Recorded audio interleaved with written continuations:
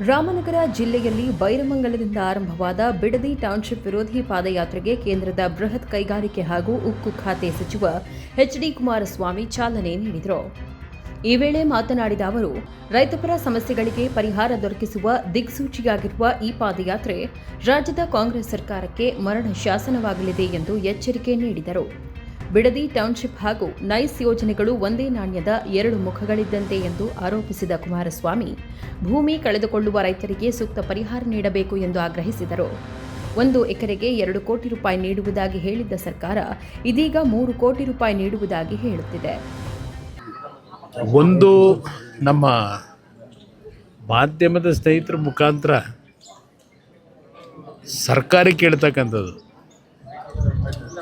ನಿನ್ನೆ ದಿನ ನಾನು ಬೆಂಗಳೂರಿನಲ್ಲಿ ಯಾವೊಂದು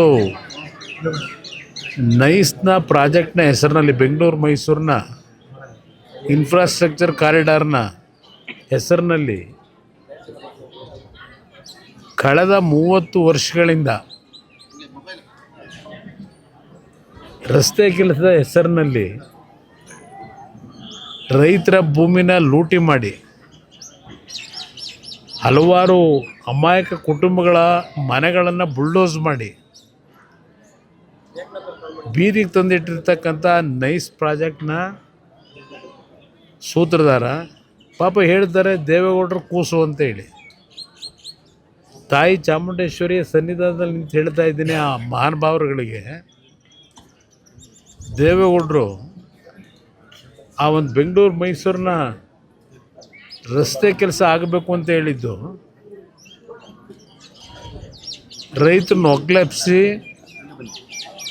ಲೂಟಿ ಮಾಡ್ತಕ್ಕಂಥ ದಗಾಕೋರ್ ಕೆಲಸ ಮಾಡಿ ಅಂತ ಹೇಳಿದ್ರಾ?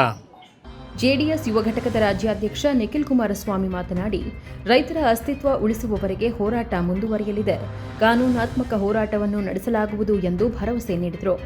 ಇದು ಯಾವ ಆಧಾರದ ಮೇಲೆ ಎಂಬುದನ್ನು ಸರ್ಕಾರ ಸ್ಪಷ್ಟಪಡಿಸಬೇಕೆಂದು ಪ್ರಶ್ನಿಸಿದರು.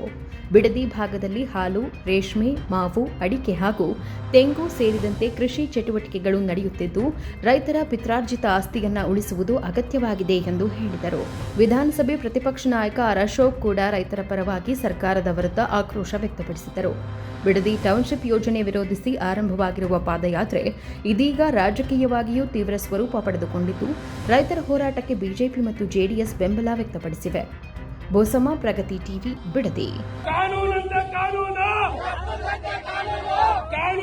ಕಾನೂನು